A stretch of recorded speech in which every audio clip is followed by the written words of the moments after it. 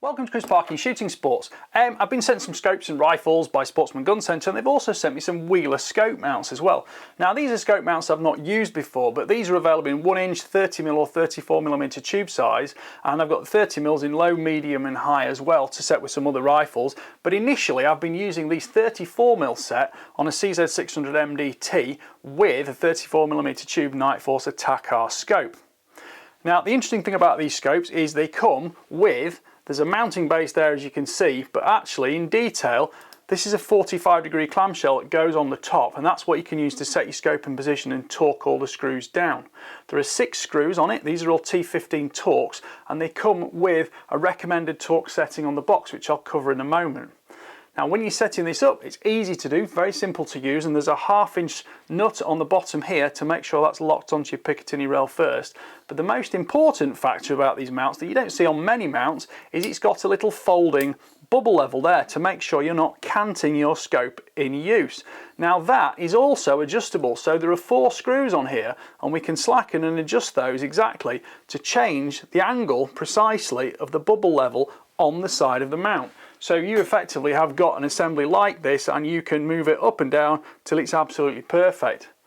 Now on a rifle like this CZ600, which is brand new, it's got the Picatinny rail integral to the receiver, you don't generally have a problem with misalignment, but believe me, there are many rifles out there to which the Picatinny rail screws independently and it's not always perfectly square, so it's very handy to be able to change that angle precisely to suit your rifle. As you've seen, that will click up and out of the way if you want it to, makes it easy to put away in its storage case. Flip it down, it's got a strong detent, clips into position, and that's great for when you're shooting because it sits in front of your non-dominant eye and you can see it in peripheral vision.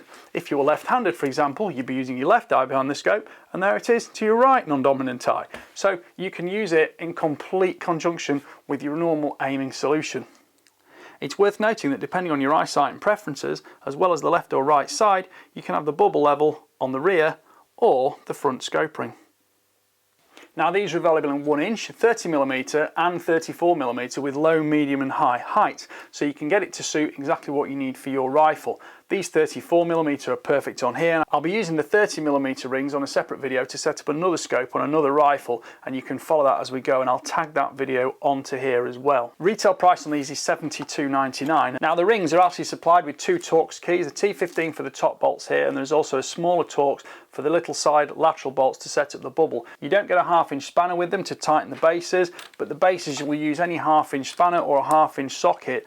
There are also supplied torque values for both the top rings and the bases. The bases are 40 to 50 inch-pounds and the top rings are 15 to 18 inch-pounds, which equates to about 5 Newton-meters or 2 Newton-meters.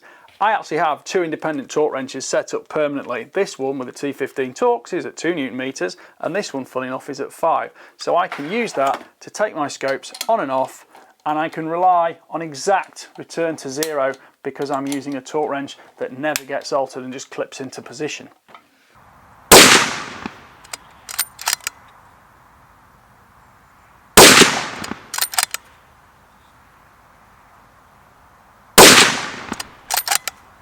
These mounts are neatly made in 606 aluminium, and they've got smooth, hard anodizing which doesn't pick up the dust from your fingers, so they look neat and they stay looking neat. And most importantly, I find in a mechanical perspective, is that these screws are actually very smooth in rotation, so when you're torquing up and you can feel your torque wrench click, you know that that is the screw tension itself and not just the friction of the screw within the aluminium housing. I find that's an important factor in assessing the machining standards and the quality of a scope mount, not just about alignment. I like the fact you've got this more ball detent there, clicks out of the way easily, means you're not going to bend anything or damage anything when you're taking it on or off your rifle, and of course you can use it on the left or right side depending on if you're a left or right-handed shooter.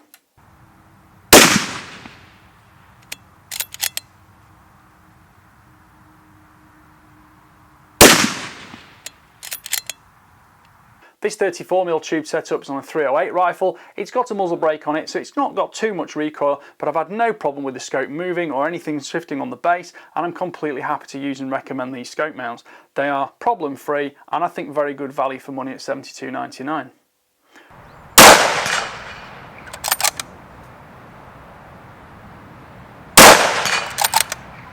Well, I hope you've enjoyed that quick review. Please don't forget to like, subscribe, comment and click the notification bell and keep track of the regular uploads. Thank you for watching. Bye for now.